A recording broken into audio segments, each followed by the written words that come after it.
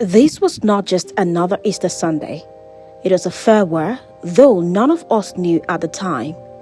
April 20th, 2025, St. Peter's Square shimmered in the Roman sun, thronged with pilgrims, clergy, and faithful from all corners of the world.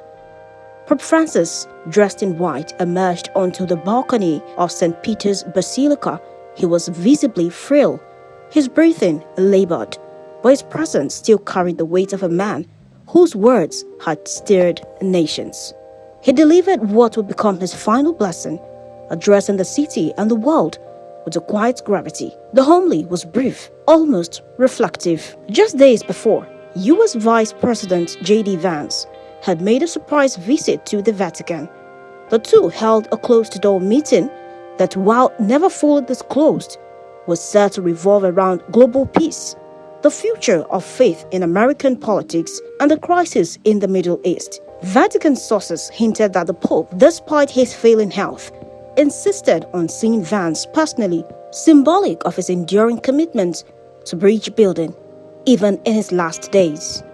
But behind the scenes, the Pope's health was in sharp decline. In late March, he was diagnosed with double pneumonia. Doctors advised complete rest. Yet the Pope defied orders, continuing to meet visiting dignitaries, blessing pilgrims from the window and penning reflections on spiritual endurance. His personal physician had warned that his lungs were weakening under the strain. On Easter Monday, April 21st, 2025, Pope Francis passed away peacefully at 7:35 a.m. in Casa Santa Marta, his humble Vatican residence, at the age of 88. But this ending was rooted in the beginning that shaped one of the most transformative papacies in modern history. Born Jorge Mario Bergoglio on December 17, 1936 in Flores, a working-class neighborhood of Buenos Aires, Argentina, he was the eldest of 5 children. His father, Mario, was an Italian immigrant railway worker. His mother, Regina, a devout homemaker. Faith and humility were woven into the walls of their small home. At 21, a severe illness nearly claimed his life. Part of his lung was removed, but it was during this time of isolation and recovery that he felt an unshakable call to the priesthood. He joined the Society of Jesus, the Jesuits, known for their intellectual rigor and missionary zeal. As Archbishop of Buenos Aires, Bergoglio became known for his simplicity.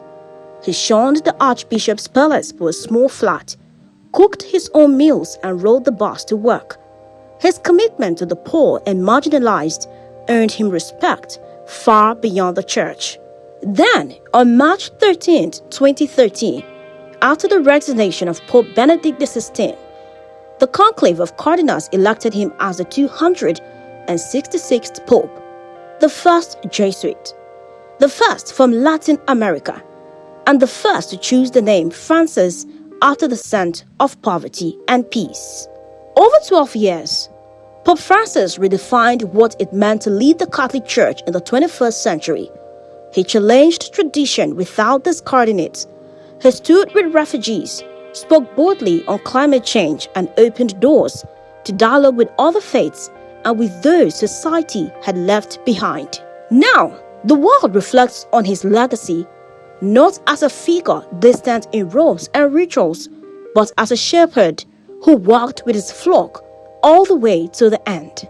With Pope Francis' passing, the Catholic Church enters a period of mourning and preparation for the conclave that will elect his successor. The conclave, composed of 138 cardinal electors under the age of 80, is expected to convene in the Sixtine Chapel within the next 2 to 3 weeks.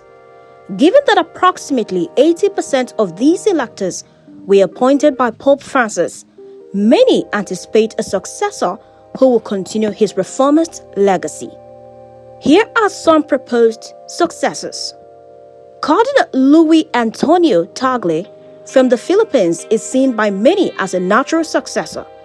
At 67, he combines theological depth with a gentle charisma and has been regarded as the Asian Francis. Next, Cardinal Pietro Parolin of Italy, currently serving as the Vatican Secretary of State, brings a wealth of diplomatic experience.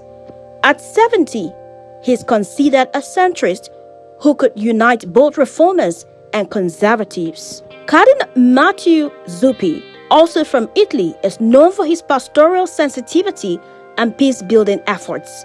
Aged 69, he reflects the compassionate, grassroots energy Pope Francis often championed. From the Democratic Republic of Congo, Cardinal Fridolin Ambogo is another strong contender. At 65, he embodies the dynamic rise of the African Church and has been a bold voice on justice and environmental concerns. And then there is Cardinal Robert Serra of Guinea. At 79, he stands as a revered figure among traditionalists. His chances of being elected are considered slim in the current climate. Still, his name lingers in speculation, especially as a potential symbolic figure around whom many conservatives may rally during the conclave discussions. Whoever succeeds the late Pope, one thing is certain: the legacy of Pope Francis will continue to shape the direction of the Church for generations to come. Cassandra Yunumbe, Eagles FM News.